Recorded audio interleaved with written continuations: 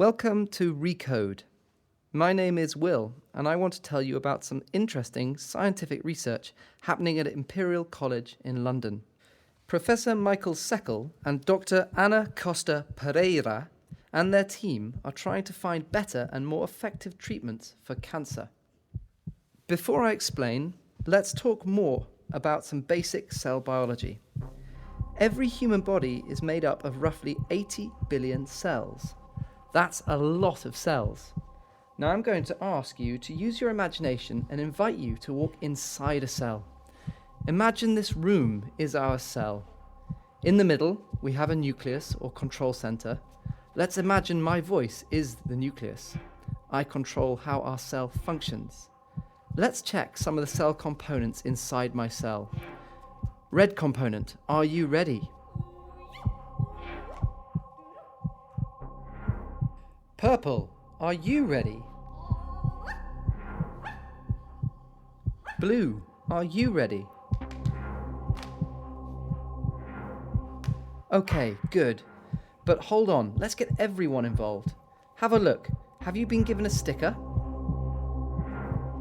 If you have a red sticker, you can form a long chain molecule. I would like you to follow the red cell component. Place your arms on the person in front to make a long chain and move slowly around the cell like a long strand of protein. Off you go. Okay, red, keep going red. If you have a purple sticker, you're a small molecule like an amino acid. Let's have some star jumps on the spot. Copy the purple cell component and keep going. If you have a blue sticker, everyone holds hands in a circle and makes a wave as you move around. You might be an organelle, such as a ribosome. Great. Let's play a game now. All the lead cell components, can you start a whisper in your group? Let's see if your proteins can carry a message accurately.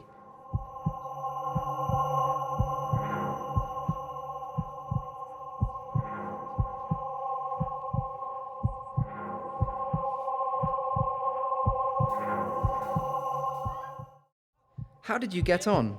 Most groups demonstrate that in a cell, messages are not always delivered correctly. Quickly, can all of our audience make a large circle around the room, give us lots of space to move? You are forming the outer edge of the cell or the cell membrane.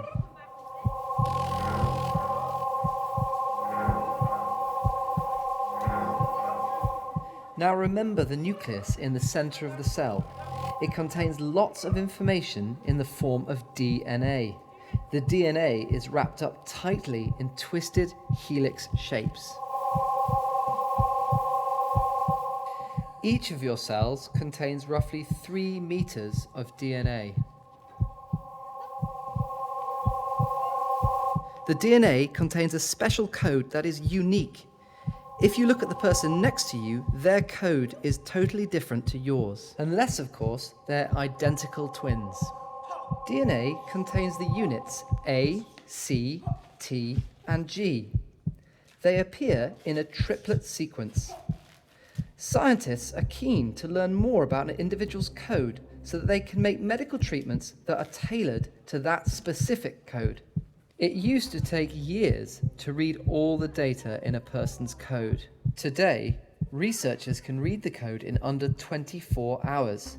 This can help to make better medical treatments. The DNA code inside our cells can become misspelt, and sometimes mutations occur. A series of mutations can cause cancer. Sometimes parts of the molecule break off and attach in the wrong place.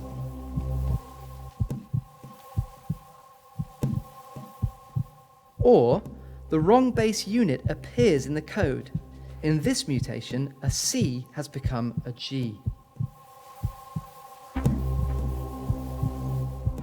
Sometimes part of the code is deleted. The researchers at Imperial are investigating something called growth factors.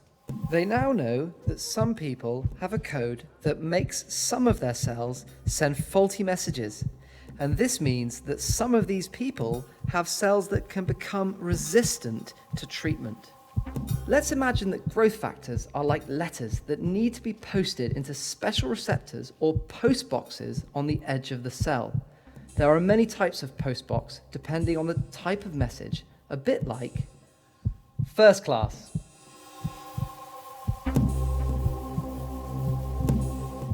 second class, or even FedEx. Once a growth factor is posted into the receptor, it then passes a message through the cell via proteins or postmen until it reaches the nucleus, where it is read. The nucleus then commands the cell to carry out the message in an organized way.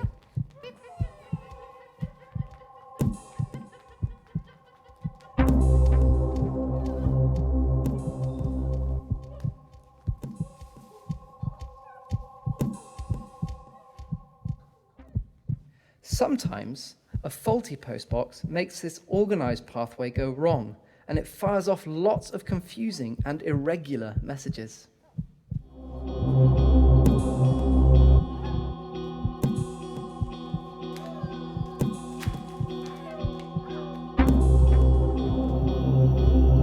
This means that this cell will simply not stop growing, and it may even mean that it can't also be destroyed.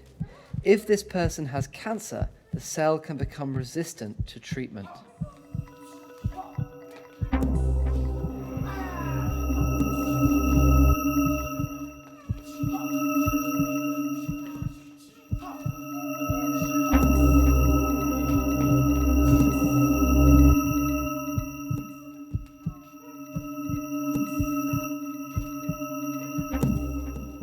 Scientists are investigating ways to block the faulty cell receptor.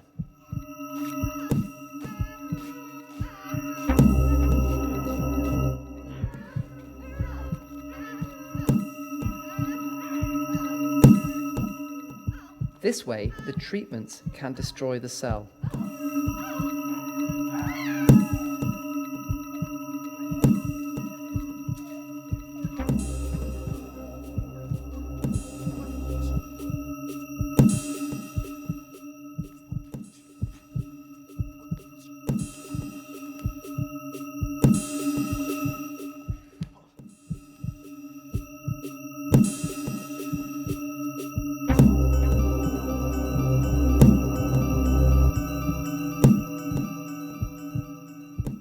This is an example of a more individualized treatment for cancer.